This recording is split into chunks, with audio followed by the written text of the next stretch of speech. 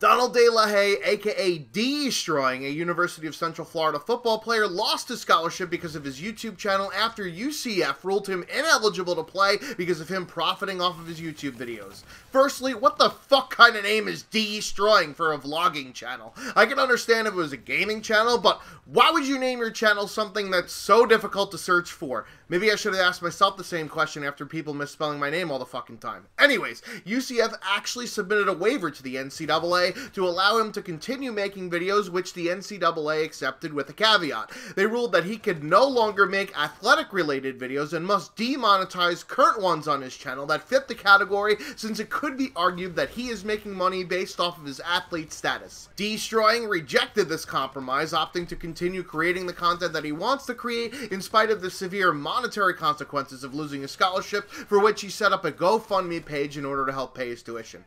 There's a lot to parse in this story, but let's start with the rule itself before we get to the decision of YouTube over scholarship money. The NCAA and universities that are a part of it make a ridiculous amount of money off the backs of athletes that aren't compensated nearly enough for the revenue stream that's brought in. March Madness, with his bracket by insert business name here, and the Corporation Bowl, presented by Company B, sponsored by something that has nothing to do with football, is the new norm. Coaches make millions, while athletes can't even get a sandwich bought for them from those coaches. Seems a bit out of order, especially when the athletes are the product that they're selling to these corporations. Some people say it's modern-day slavery, although I'd refer to it as modern-day indentured servitude, considering that the scholarship and degrees that are given out to compensate, or more realistically lure, kids pale in comparison with the cash flow that's coming in. The topic of whether college athletes should be compensated or not has been covered ad nauseum elsewhere, so I'm not going to rehash those arguments here. Just know that I'm on that particular side.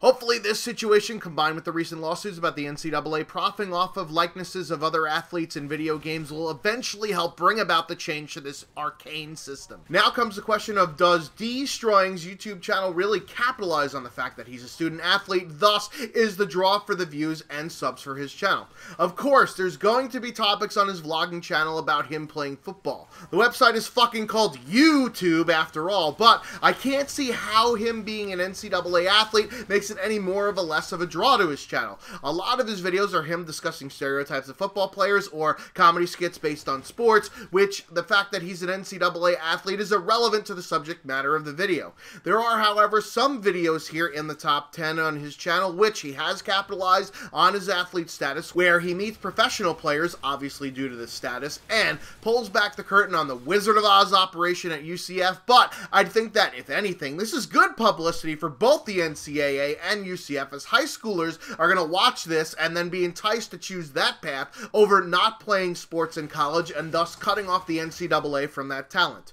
When I was making up my mind for whether I wanted to play baseball for college or not, I chose not to do it because of stories that I heard through the grapevine about the grueling hours of practice that was on top of your already regularly scheduled program. However, if I had some of these myths confirmed or debunked, I could have made a more informed decision on whether or not I wanted to play baseball, and of course, since I'm fucking awesome at baseball, the college baseball team really could have used my skill set. There's a lot of smoke and mirrors involved with college athletics, and of course, the athletic directors and staff at the college are pitching or selling you an experience, so of course, they're going to gloss over all the shitty details that matter. Maybe that's why these athletic bodies don't want people to see inside the belly of the beast, but that's enough into the Alex Jones territory for this particular video.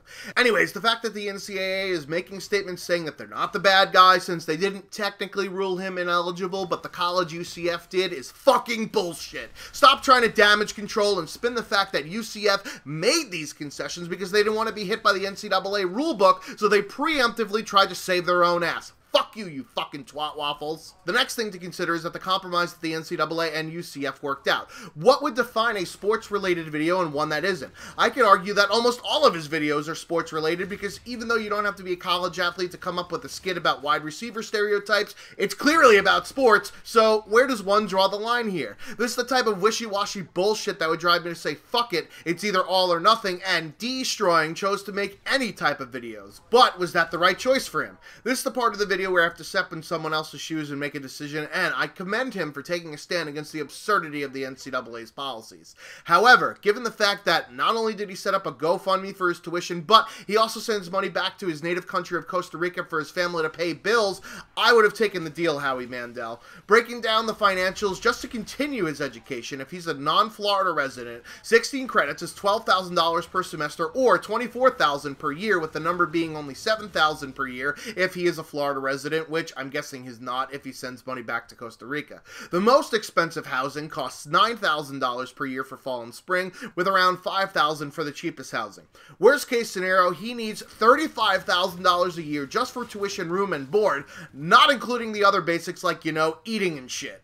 According to Social Blade, his revenue is at the most $57,000 per year, but it's probably closer to the bottom line of $4,000 per year, considering that he's not working with a network in order to get him a good CPM rate. Come on, bro, how are you going to try and make YouTube your revenue stream and not be partnered with a network? The fuck is wrong with you?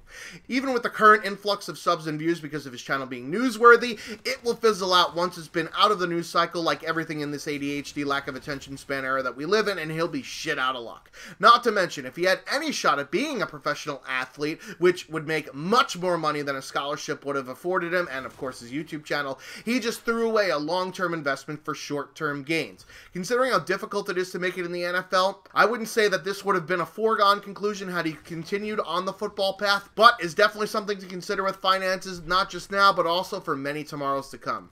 As I said, I commended him for his stance against shady practices and draconian rules. However, his feelings on this matter are certainly misguided. He said in a video, quote, "I feel like they're making me pick between my passion and what I love to do. Make videos, entertain and be creative, and my other passion, playing football."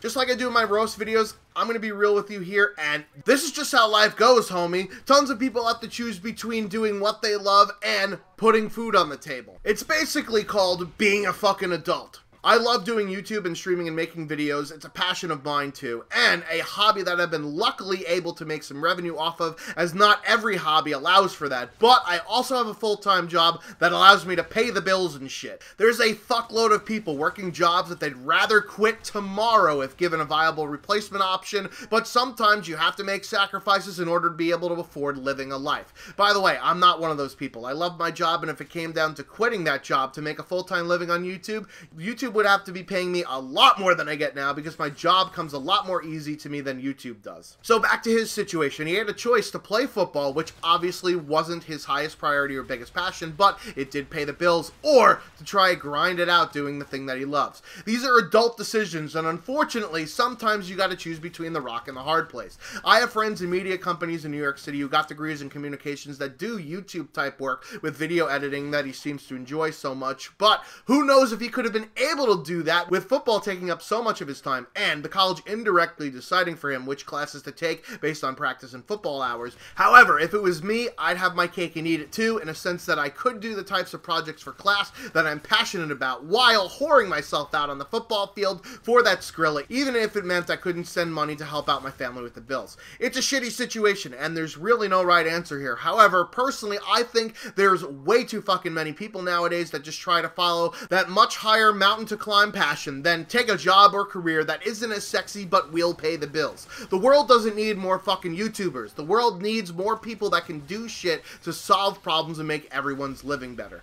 What would you have done in that situation? Let me know down in the comment section. I've been the Schwantz27, out like the mooch.